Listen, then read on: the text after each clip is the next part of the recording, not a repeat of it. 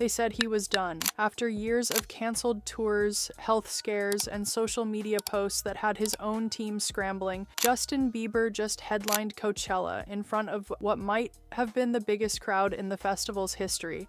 But here's the thing nobody's really talking about. It wasn't the triumphant fireworks and choreography comeback everyone expected. It was something much stranger, much more personal, and honestly, way more interesting. So let's get into it. To understand why last Saturday night was such a big deal, you have to go back. Bieber's last new effort before his comeback was 2021's Justice. He was on the world tour supporting that album when everything fell apart. And when I say fell apart, I mean fell apart. In June 2022, Bieber posted a video to Instagram that shocked the internet. He revealed he'd been diagnosed with Ramsay Hunt syndrome, a rare neurological condition that had left one side of his face completely paralyzed. "This eye is not blinking," he told his 245 million followers. "I can't smile with this side of my face. This nostril will not move." It attacks the facial nerve through a viral infection in the ear, essentially shingles, but in one of the worst possible places. Patients often describe Ramsay Hunt syndrome as the worst pain they have ever experienced. He tried to push through. He went to Europe. He performed 6 live shows, but eventually exhaustion overtook him and he had to cancel the remaining dates of his entire international tour. Think about what that means, not just financially, not just for the fans. Oh, for a performer whose entire identity has been built around the stage since he was 12 years old, having your face stop working, losing your ability to smile, not knowing if you'll fully recover. That is a particular kind of crisis. Then came the silence. No tours, no new music. Just occasional Instagram posts that range from sweet to genuinely worrying. At one point, he posted that he felt unworthy of his life, and his team had to step in publicly to clarify he was okay, calling it a transformative year after he ended several close friendships. Meanwhile, he was navigating new fatherhood, a marriage that had been under public scrutiny since day one, and a very public split from his longtime manager Scooter Braun, the man who quite literally discovered him, and that split wasn't clean. When Bieber canceled his Justice World Tour early, concert promoter AEG had already paid him $40 million upfront. Because the tour was cut short, he ended up owing AEG $24 million. Braun's company reportedly stepped in to cover that debt, and that's where things got messy. Sources alleged Bieber made only one payment toward repaying the debt, then stopped. Reports confirmed he eventually settled a $26 million debt with Braun not long before the Coachella performance. So when Justin Bieber walked on that stage on Saturday night, he wasn't just returning from a health scare. He was returning from a near-total dismantling of his professional life and rebuilding it completely from scratch. Then 2025 happened. What could have been a quiet year turned out to be anything but. 2 surprise album drops landed within 2 months of each other. Swag debuted at number 2 on the Billboard 200 and scored 4 Grammy nominations. Swag 2 followed 11 days after the Coachella headliner announcement. Think about that timing. He dropped an album, got nominated for a Grammy, dropped a second album, and announced a Coachella headline slot, all within the same season. In February, he performed at the Grammys wearing only a pair of silver silk boxers. No fanfare, no backup dancers. Just Bieber, his boxers, and a guitar. That performance divided the internet immediately. Some people called it iconic, some called it uncomfortable, but everyone was watching, which, if you've been paying attention to how Justin Bieber operates, is exactly the point. And here's what's interesting about these albums, not just that they exist, but what they are. A source close to the musician described Swag as the purest form of Bieber we've ever seen, saying having full creative freedom, sadly, is something new for him as an artist. Not having to stress about creating the perfect single or perfect album allowed for him to create the best body of music he's ever made. This is a man who was discovered at 12, signed at 13, and has been commercially managed every single day since then. The Swag era, for the first time in his career, was genuinely entirely his. And before Coachella, he didn't just drop the albums and disappear, he eased back in deliberately. In early April, Bieber delivered 2 intimate warm-up shows at the Roxy and the Troubadour in West Hollywood, performing exclusively Swag and Swag 2 material. bringing him back to the stage for the first time in 4 years. In October, he even went live on Twitch telling fans, "I'm putting on a hell of a show for you guys for Coachella, getting ready and getting inspired." He was building toward this, quietly, on his own terms.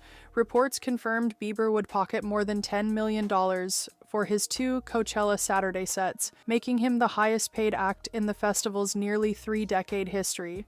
The kid from YouTube, the highest paid Coachella act ever, and he negotiated it himself. So Saturday night, April 11th, the desert. There's an argument that Bieber's crowd was the biggest ever on the Coachella field, stretching back almost to the Ferris wheel. And what did he give them? He kicked off with All I Can Take, then moved through Speed Demon, First Place, and Go Baby, sticking almost entirely in the swag universe to open. So no backup dancers, no intricate stage props, no outfit changes. Just Bieber, mostly alone on a massive stage, pacing around a half-pipe-like structure. Then, about 40 minutes in, his first guest arrived. The Kid Laroi came out and the two performed their 2021 smash, Stay Together, bringing the first burst of real crowd energy to what had been a pretty stripped-back night. Their friendship, by the way, isn't just professional. Laroi described Bieber to Rolling Stone as a really special human being with no ego when it comes to supporting me. He said, "He's very giving and he wants to offer everything that he has to help me." After Laroi, Bieber moved into an acoustic section on the B stage, seated, show accompanied by just 2 guitarists, performing swag tracks, including Things You Do, Petting Zoo, and Everything Hallelujah.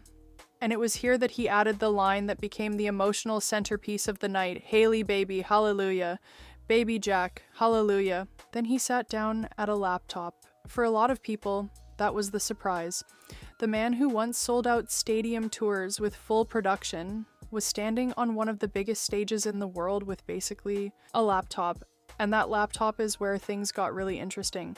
About halfway through his set, Bieber pulled up YouTube and took the entire crowd on a nostalgia trip, playing his old videos from before he was even famous. We're talking grainy footage of a 12-year-old kid at what looked like a school talent show. Wait, a couch cover of a Chris Brown song posted 18 years ago.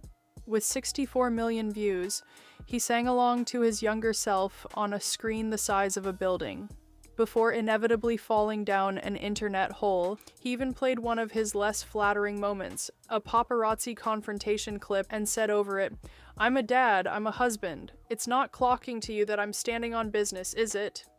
That's the whole thesis of this era of Justin Bieber right there. Then he brought out the guests, and this is where the set found its second wind. Dijon came out for their swag collaboration, Devotion, which Billboard described as a particularly warm moment in the set. Then Thames appeared for the first ever live performance of I Think You're Special from Swag 2, and WizKid joined them for Essence, bringing an Afrobeats charge to the desert that the crowd clearly wasn't expecting. And right at the very end, Mikate G walked out to close the show on guitar with their collaboration Daisies. Despite a mixed critical response, a source close to Bieber said afterward that he felt great about the performance, and honestly, you can see why. Nearly 2 decades into his career, having already played the role of a fully produced pop performer with backup dancers and choreography, this time, he was doing things entirely on his own terms. Here's what I think nobody is saying about this performance. During an emotional moment, tears in his eyes,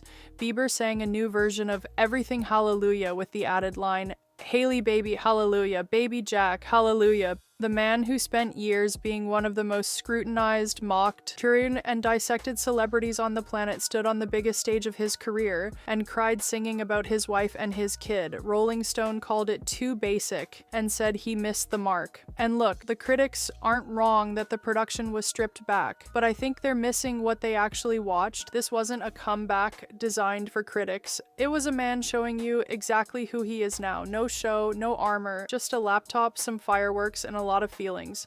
This felt like celebrating his hard-earned peace, the reward at the end of a long road. Whether that's enough for you as a fan is a personal thing. But you cannot tell me this wasn't one of the most honest performances that stage has ever seen. Justin Bieber has a second Coachella headlining set next Saturday. So if you weren't watching this weekend, now you know what you're walking into.